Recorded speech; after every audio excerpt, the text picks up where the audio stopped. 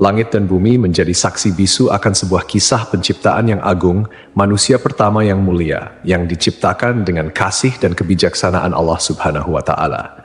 Nabi Adam alaihissalam diberikan amanah sebagai nabi pertama yang dipilih oleh Allah untuk menyampaikan tauhid dan menjadi pemimpin pertama di bumi. Allah Subhanahu wa Ta'ala memberitahukan kepada para malaikat tentang keinginannya untuk menciptakan Nabi Adam alaihissalam dan keturunannya. Para malaikat bertanya untuk mencari tahu hikmah di balik penciptaan Adam dan keturunannya, bukan untuk membantah, menghina, atau dengki terhadap keturunan Adam seperti yang dipahami oleh sebagian mufasir. Mereka berkata, apakah engkau hendak menjadikan orang yang merusak dan menumpahkan darah di sana? Menurut salah satu pendapat, kerusakan dan pertumpahan darah sudah pernah terjadi sebelum Nabi Adam alaihissalam diciptakan, dan hal itu dilakukan oleh para jin dan sekelompok jin lainnya.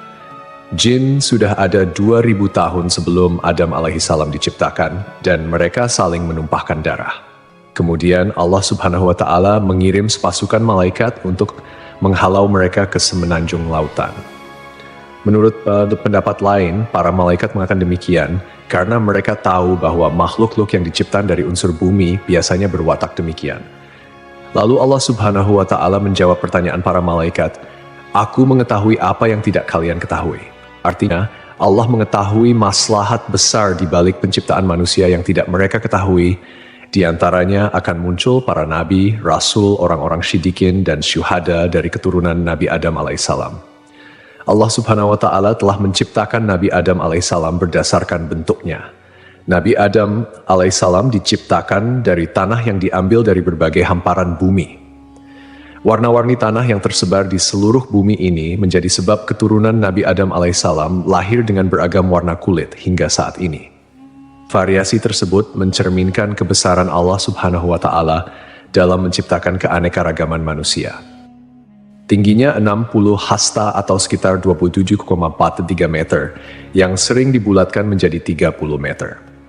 Hal ini selaras dengan penelitian yang dimuat dalam jurnal Madaha Yisrael Be'Anglit Variet, yang menyatakan bahwa tinggi rata-rata manusia zaman dahulu 90 kaki atau sekitar 7,43 meter, seperti yang dijelaskan dalam hadis.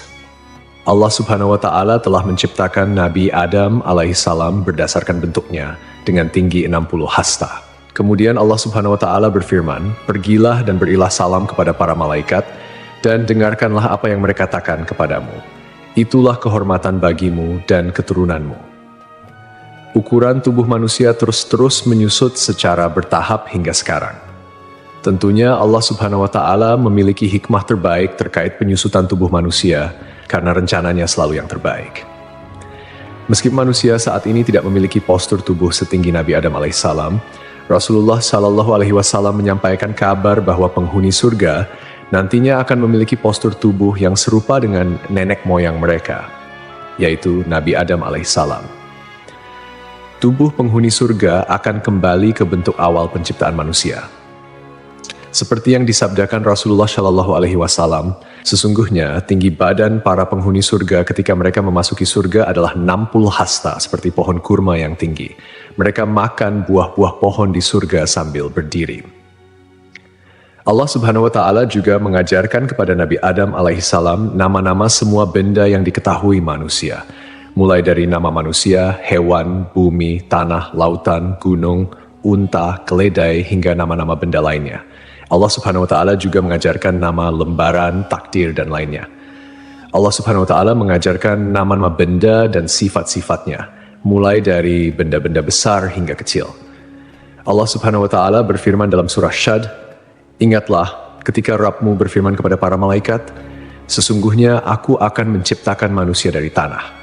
Maka apabila telah aku sempurnakan kejadiannya dan aku tiupkan kepadanya ruh ciptaanku, maka tunduklah kamu kepadanya dengan bersujud sebagai tanda penghormatan." Maka seluruh malaikat itu bersujud semuanya bersama-sama, kecuali iblis. Dia menyombongkan diri dan dia termasuk golongan yang kafir. Allah berfirman, "Hai iblis, apakah yang menghalangimu sujud kepada yang telah aku ciptakan dengan kedua tanganku? Apakah kamu menyombongkan diri ataukah kamu merasa termasuk orang-orang yang lebih tinggi?" Iblis berkata, "Aku lebih baik daripadanya, karena engkau ciptakan aku dari api, sedangkan dia engkau ciptakan dari tanah." Allah berfirman, "Maka keluarlah kamu dari surga, sesungguhnya kamu adalah orang yang terkutuk, dan sesungguhnya kutukanku tetap atasmu sampai hari pembalasan." Iblis berkata, "Ya Tuhanku, tangguhkanlah aku sampai pada hari mereka dibangkitkan." Allah berfirman, "Maka sesungguhnya kamu termasuk golongan yang diberi penangguhan sampai pada hari yang telah ditentukan waktunya, yaitu hari kiamat." Iblis menjawab, "Demi kemuliaanmu, pasti aku akan menyesatkan mereka semuanya, kecuali hamba-hambamu yang terpilih di antara mereka." Allah berfirman, "Maka yang benar adalah sumpahku, dan hanya kebenaran itulah yang aku katakan. Sungguh, aku akan memenuhi neraka jahanam dengan kamu dan dengan orang-orang yang mengikutimu di antara mereka semuanya." Surah Syad 71 hingga 78. Hasan al-Basri menuturkan iblis sama sekali bukan golongan malaikat. Pada mulanya, iblis berasal dari golongan jin. Namun, kala mereka berbuat onar di bumi, Allah mengutus sepasukan malaikat, membunuh dan mengusir mereka ke semenanjung-semenanjung lautan. Iblis termasuk di antara jin yang ditawan, kemudian dibawa naik ke langit, dan kemudian ia singgah di sana. Saat para malaikat diperintahkan bersujud, iblis enggan menuruti perintah itu. Ibnu Mas'ud menyatakan, iblis pada mulanya adalah pemimpin para malaikat di langit paling bawah. Ibnu Abbas menambahkan, namanya Azazil. Riwayat lain menyebutkan namanya Harits. Ada juga yang menyatakan, iblis berasal dari salah satu golongan malaikat bernama jin. Mereka bertugas menjaga surga. Ia termasuk yang paling mulia, paling banyak ilmu dan ibadah di antara mereka dan memiliki 4 sayap. Namun kemudian Allah mengubah wujudnya menjadi setan yang terkutuk. Allah memerintahkan Adam alaihissalam untuk tinggal di surga bersama istrinya. Allah berfirman, "Dan kami berfirman, wahai Adam, tinggallah engkau dan istrimu di dalam surga dan makanlah dengan nikmat berbagai makanan yang ada di sana sesukamu. Tetapi janganlah kamu dekati pohon ini, nanti kamu termasuk orang-orang yang zalim." Al-Baqarah 35. Iblis dikeluarkan dari surga dan Adam ditempatkan di surga. Adam berjalan di sana seorang diri tanpa seorang istri mendampingi agar bisa merasa senang. Adam lalu terlelap sesaat. Setelah bangun, ternyata ada seorang wanita duduk di dekat kepalanya. Ia diciptakan Allah dari tulang rusuk Adam. Adam bertanya, "Kamu siapa?" "Aku seorang wanita," jawab Hawa. "Kenapa kau diciptakan?" tanya Adam. "Agar kau merasa senang padaku," jawabnya. Para malaikat kemudian bertanya kepada Adam karena mereka tahu luasnya ilmu Adam. "Siapa namanya, wahai Adam?" Nabi Adam menjawab, "Namanya Hawa." "Kenapa disebut Hawa?" tanya para malaikat. "Karena ia diciptakan dari benda hidup," jawab Adam. Hawa diciptakan dari tulang rusuk sebelah kiri yang paling pendek saat ia tidur. Kemudian tulang tersebut diganti dengan daging. Setelah Hawa diciptakan dan hidup bersama Adam di surga, di dalam surga tersebut, Adam dan Hawa memperoleh bimbingan, tuntunan, perintah, dan larangan dari Allah, sebagaimana yang diberikan kepada umat manusia di dunia. Allah mengizinkan keduanya menikmati segala jenis makanan yang ada di surga, kecuali buah dari pohon terlarang. Para mufasir memiliki beragam pendapat terkait pohon dan buah terlarang ini. Sebagian ulama berpendapat yang dimaksud adalah pohon anggur. Orang-orang Yahudi mengatakan pohon yang dimaksud adalah gandum. Biji-bijian gandum ini lebih lembut dari keju dan lebih manis dari madu. Sebagian ulama lain mengatakan bahwa buah tersebut adalah kurma. Sementara Abu Aliyah menyatakan, siapapun yang memakan buah pohon tersebut pasti mengeluarkan hadas, dan di surga tidak patut ada hadas. Perbedaan pendapat ini intinya hampir sama. Allah sengaja tidak menyebut buah apa persisnya.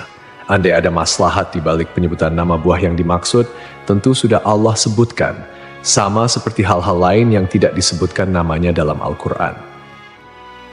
Lalu iblis berusaha mengeluarkan Adam alaihissalam karena iri dengan kemuliaan yang diberikan oleh Allah kepadanya.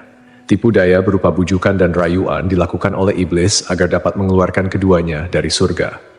Iblis membisikkan pikiran jahat dan berkata kepada Adam, "Wahai Adam, maukah aku tunjukkan kepadamu pohon keabadian dan kerajaan yang tidak akan binasa? Rabbmu hanya melarang kamu berdua mendekati pohon ini dan melarang kalian berdua memakan buah ini, tidak lain agar kalian berdua tidak menjadi malaikat atau kekal selamanya di surga." Artinya, jika kalian berdua memakan buah itu, kalian berdua menjadi malaikat atau kekal selamanya di surga. Dan setan bersumpah kepada keduanya, "Sesungguhnya aku ini benar-benar termasuk para penasehat." Setan membujuk mereka dengan tipu daya. Hawa lebih dulu memakan buah pohon tersebut, dan dialah yang menyebabkan Adam memakannya. Andai saja Hawa tidak mengkhianati suaminya, Adam tidak akan memakan buah pohon terlarang tersebut. Ketika mereka mencicipi buah pohon itu, tampaklah oleh mereka auratnya. Saat itu kedua mata Adam dan Hawa terbelalak dan keduanya mengetahui bahwa mereka telanjang. Kemudian keduanya mencari dedaunan buah tin lalu mereka gunakan sebagai untuk menutupi aurat mereka. Rasulullah bersabda, "Sungguh, Allah menciptakan Adam, lelaki berbadan jangkung, berambut lebat, seakan-akan pohon kurma menjulang tinggi. Saat memakan buah pohon, pakaiannya terlepas dan bagian pertama yang terlihat adalah auratnya. Saat melihat auratnya, Adam berlari di surga. Allah memerintahkan dua malaikat untuk mengeluarkan Adam dan Hawa dari dekatnya. Jibril kemudian melepas tiara dari kepala Adam dan Mikail melepas mahkota dari keningnya. Dahan sebuah pohon kemudian mengait hingga Adam mengira hukuman disegerakan untuknya. Adam menundukkan kepala dengan mengatakan, "Ampun, ampun." Allah berfirman, "Apa kau melarikan diri dariku?" Adam menjawab, "Bukan, tapi karena aku malu padamu, wahai penolongku." Rabb menyeru mereka, "Bukankah aku telah melarang kamu dari pohon itu dan aku telah mengatakan bahwa sesungguhnya setan adalah musuh yang nyata bagi kamu berdua?" Keduanya berkata, "Ya Rabb kami telah menzalimi diri kami sendiri." Setelah menyadari kesalahannya, Adam dan Hawa meminta pertaubatan kepada Allah. Pertaubatan Adam dan Hawa diterima oleh Allah, namun Allah tetap memberikan hukuman akibat pelanggaran yang dilakukan oleh Adam dan Hawa. Keduanya dikeluarkan dari surga dan diturunkan ke bumi. Turunlah kalian dari surga menuju bumi, dan kalian akan menjadi musuh satu sama lain. Kalian akan memiliki tempat tinggal di bumi sampai batas waktu tertentu. 24 hingga 25. Rasulullah bersabda, "Hari terbaik yang matahari terbit pada hari itu adalah hari Jumat. Pada hari itu Adam diciptakan, pada hari itu ia dimasukkan ke surga, dan pada hari itu ia dikeluarkan darinya." Para ulama memiliki pendapat yang berbeda mengenai lokasi diturunkannya Adam dan Hawa di bumi. Pendapat mayoritas menerima bahwa Adam dan Hawa diturunkan ke bumi pada dua tempat yang berbeda dan kemudian bertemu di Arafah. At-Tabari, At-Tabrani, Abu Nuaim, dan Ibnu Asakir meriwayatkan bahwa Adam alaihi salam diturunkan ke bumi di India. Pendapat ini diperoleh dari hadis yang disampaikan oleh Abdullah bin Umar dan Abdullah bin Abbas. Sementara itu, menurut pendapat ini, Hawa diturunkan di Jeddah. Riwayat lain menyatakan bahwa Adam dan Hawa diturunkan di Shofa dan Marwah, di mana Adam di Shofa sedangkan Hawa di Marwah. Al-Auza'i meriwayatkan bahwa Adam berada di surga selama 100 tahun. Riwayat lain menyebutkan 60 tahun, menangisi surga selama 70 tahun, menangisi kesalahannya selama 70 tahun, dan menangisi anaknya yang dibunuh selama 40 tahun. Jika memang benar hari di mana Adam diciptakan dan dikeluarkan dari surga, sama seperti hari Jumat dalam ukuran dunia, pendapat ini masih perlu dikaji lebih jauh. Dan jika Adam dikeluarkan dari surga pada hari yang berbeda dengan hari ia diciptakan, atau kita katakan bahwa ukuran hari tersebut adalah sama seperti 6.000 tahun untuk ukuran hari-hari dunia, seperti yang diriwayatkan dari Ibnu Abbas, Mujahid, Dahak, dan dipilih Ibnu Jarir, berarti Adam berada di surga dalam jangka waktu yang sangat lama. Ibnu Jarir menjelaskan seperti diketahui, Adam diciptakan pada saat terakhir hari Jumat, yang mana sesaatnya adalah selama 83 tahun dan 4 bulan. Karena saat Adam masih berbentuk tanah yang berwujud dan ruh belum ditiupkan, ia bertahan selama 40 tahun dalam kondisi seperti itu. Selanjutnya Adam berada di surga sebelum diturunkan dari sana selama 43 tahun. Wallahu alam. Lalu setelah sekian lama mereka pun dipertemukan kembali oleh Allah di Jabal Rahmah. Nabi Adam dan Hawa memulai kehidupan baru sebagai manusia biasa dan kembali menjalani kehidupan berdua sebagai pasangan suami istri. Mereka dikaruniai keturunan. Setiap kali melahirkan, Hawa melahirkan sepasang anak lelaki dan perempuan. Adam diperintahkan untuk menikahkan setiap anak lelaki dengan saudari kembar saudaranya, dan setiap anak perempuan dengan saudara kembar saudarinya. Tidak halal saudara perempuan menikah dengan saudara lelaki yang lahir bersamaan. Setelah itu, populasi manusia menyebar di berbagai belahan bumi. Hawa melahirkan 40 anak dalam 20 kali kehamilan. Allah menurunkan Adam dari surga ke bumi dan mengajarkan segala kerajinan padanya. Allah membekali Adam dengan buah surga. Hanya saja, buah-buahan dunia berubah, sementara buah-buahan surga tidak berubah. Allah berfirman, "Wahai Adam, sungguh aku memiliki tanah haram tepat sejajar dengan arsiku. Maka pergilah lalu bangunkan sebuah rumah untukku di sana. Lalu kelilingilah rumah itu seperti para malaikat mengelilingi arsiku." Allah kemudian mengutus seorang malaikat kepada Adam, memberitahukan tempatnya, mengajarkan manasik-manasik padanya, dan menyampaikan padanya bahwa setiap ayunan langkah kaki Adam menjadi ibadah yang mendekatkan diri padanya setelah itu. Diriwayatkan pula dari Ibnu Abbas, makanan pertama yang dimakan Adam di bumi berawal dari Jibril. Jibril datang dengan membawa 7 biji gandum. Adam bertanya, "Apa ini?" Jibril menjawab, "Ini adalah pohon yang dilarang untuk kau makan, lalu kau makan." "Apa yang harus aku lakukan dengan biji-bijian itu?" tanya Adam. "Tanamlah di bumi," jawab Jibril. Adam kemudian menanam biji-bijian gandum tersebut. Berat setiap bijinya lebih dari berat 100.000 biji gandum dunia. Gandum kemudian tumbuh, Adam lalu memanennya. Setelah itu, Adam memisahkan kulit dan isi biji gandum, kemudian menampi. Setelah itu, ia tumbuk, membuat adonan, dan ia jadikan roti. Kemudian, setelah melalui jerih payah yang cukup melelahkan, Adam alaihissalam pun memakannya. Pakaian pertama Adam alaihissalam dan Hawa berasal dari bulu domba. Adam menggerus bulu-bulu domba lalu ia tenun dan dibuat jubah untuk ia kenakan, serta baju panjang dan kerudung untuk Hawa. Setelah bertemu dan kembali menjalani kehidupan berdua sebagai pasangan suami istri, mereka dikaruniai keturunan.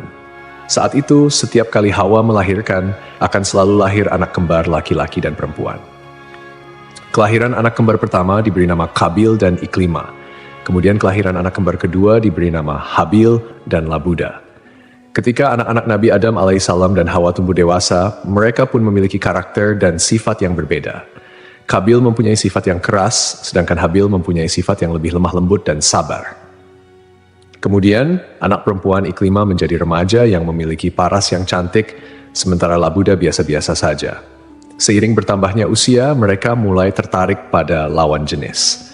Hingga Allah menurunkan kepada Nabi Adam alaihissalam dan Hawa bahwa keempat anaknya harus dinikahkan sesuai aturan yang tidak memperbolehkan pernikahan dengan anak kembar. Dengan kata lain, Kabil tidak bisa menikah dengan Iklima, begitupun Habil yang tidak bisa menikahi Labuda. Setelah Nabi Adam alaihissalam menyampaikan aturan pernikahan kepada saudara kembarnya, ternyata Kabil menolak dan mengatakan ingin menikah dengan Iklima yang tidak lain merupakan saudara kembarnya sendiri. Untuk menyelesaikan perselisihan antara anak laki-lakinya, Nabi Adam alaihissalam mengajukan solusi yaitu Kabil dan Habil harus berkurban, lalu kurbannya diterima di sisi Allah, sehingga dialah yang berhak menikah dengan Iklima. Setelah itu, Adam pergi untuk menunaikan ibadah haji ke Mekkah dan menitipkan anak-anaknya kepada langit. Tapi langit enggan menerima permintaannya itu. Adam kemudian menitipkan anak-anaknya kepada bumi dan gunung, namun mereka semua menolak. Kabil justru menerima permintaan ayahnya untuk menjaga saudara-saudaranya. Kabil, seorang petani sombong, menyiapkan seikat gandum dengan kualitas yang jelek. Sedangkan Habil, yang merupakan seorang peternak, menyiapkan seekor kambing gemuk untuk dikorbankan. Kurban keduanya disimpan di tengah lapangan. Tak lama kemudian, Allah menurunkan api dan memakan kurban Habil, sementara kurban milik Kabil dibiarkan. Artinya, Allah menerima kurban Habil dan diperbolehkan menikah dengan Iklima. Suatu malam, Habil tidak kunjung pulang mengembala kambing. Setelah mencari-cari, Kabil bertemu Habil. Kabil berkata pada Habil, "Kurbanmu diterima sementara kurbanku tidak." Habil menyahut, "Sesungguhnya Allah hanya menerima amal dari orang yang bertakwa." Kabil marah saat itu dan memukulkan benda tumpul yang ia bawa hingga Habil meninggal dunia. Allah berfirman, "Dan ceritakanlah Muhammad yang sebenarnya kepada mereka tentang kisah kedua putra Adam ketika keduanya mempersembahkan kurban, maka kurban salah seorang dari mereka berdua, Habil, diterima dan dari yang lain tidak diterima. Dia berkata, 'Sungguh aku pasti membunuhmu.' Dia Habil berkata, 'Sesungguhnya Allah hanya menerima amal dari orang yang bertakwa. Sungguh, jika engkau menggerakkan tanganmu kepadaku untuk membunuhku, aku tidak akan menggerakkan tanganku kepadamu untuk membunuhmu. Aku takut kepada Allah, Rabb seluruh alam. Sesungguhnya aku ingin agar engkau kembali dengan bawa dosa membunuhku dan dosamu sendiri, maka engkau akan menjadi penghuni neraka. Peristiwa itu menjadi pembunuhan pertama di bumi. Karena ketakutan dan bingung, ia tidak tahu bagaimana cara menyembunyikan Habil yang sudah mati. Kabil berusaha membuangnya ke laut, tetapi ombak mendorong tubuh Habil hingga ke tepian. Akhirnya Kabil memohon ampun kepada Allah dan bertaubat atas segala perbuatannya. Sampai akhirnya Kabil melihat seekor burung gagak di atas pohon dan seekor burung gagak mati. Burung gagak yang masih hidup membawa burung gagak yang mati itu ke tanah.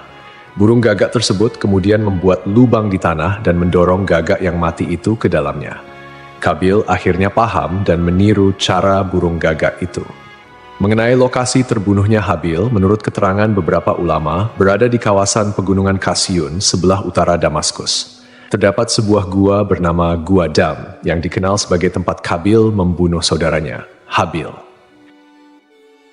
Reaksi Nabi Adam ketika mengetahui bahwa Habil dibunuh oleh Kabil digambarkan dalam beberapa riwayat, meskipun tidak secara langsung dicatat dalam Al-Quran.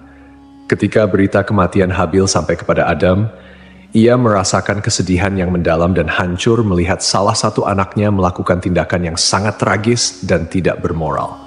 Kesedihan ini menjadi ujian baginya sebagai seorang ayah, dan ia berusaha mengajarkan anak-anaknya tentang akibat dari perbuatan buruk serta pentingnya menjaga hubungan baik antar saudara. Nabi Adam mengingat kembali ajaran yang diberikan Allah mengenai persaudaraan dan kebaikan, sehingga ia merasa sangat terpukul oleh tindakan Kabil yang mengakibatkan pembunuhan pertama di bumi. Dalam kesedihannya, Adam berdoa kepada Allah memohon ampunan dan petunjuk atas apa yang telah terjadi. Dia juga berusaha untuk menjelaskan kepada Kabil tentang dampak dari tindakan buruknya, menekankan bahwa Allah hanya menerima amal dari orang yang bertakwa, dan bahwa setiap perbuatan memiliki konsekuensi. Melalui momen duka ini, Adam berusaha mengingatkan anak-anaknya untuk selalu kembali kepada kebaikan dan menjauhi segala bentuk kejahatan, mengajarkan mereka bahwa penyesalan dan tobat adalah jalan menuju pengampunan Allah. Dikisahkan sebelum akhir hayatnya, Nabi Adam alaihissalam meminta putranya untuk membawakan buah dari surga. Adam menginginkan setandan buah anggur surga. Anak-anaknya kemudian mencarikan buah anggur untuknya dan mereka berpapasan dengan para malaikat. Para malaikat bertanya, "Kalian hendak kemana, anak-anak Adam?" Mereka menjawab, "Ayah kami menginginkan setandan buah anggur surga." Para malaikat berkata, "Pulanglah, kalian sudah tidak perlu lagi mencari buah itu." Lalu, para malaikat mencabut nyawa Adam, memandikan, memberi kamper, dan mengafani jenazahnya. Jibril menyalatkan jenazahnya dan para malaikat syalat di belakangnya. Setelah itu, mereka mengubur jenazah Adam. Para malaikat selanjutnya berkata, "Inilah syariat kalian dalam mengurus jenazah." Kemudian, sebelum pergi, mereka berpesan agar kematian Adam menjadi pelajaran bagi umat. Sebab dari peristiwa itu, manusia bisa mengenali prosesi dan ritual pemakaman. Adam meninggal dunia setahun setelah Hawa meninggal. Ulama berbeda pendapat terkait lokasi pemakaman Adam. Menurut riwayat yang masyhur, Adam dimakamkan di dekat sebuah gunung di India, tempat ia diturunkan dari surga.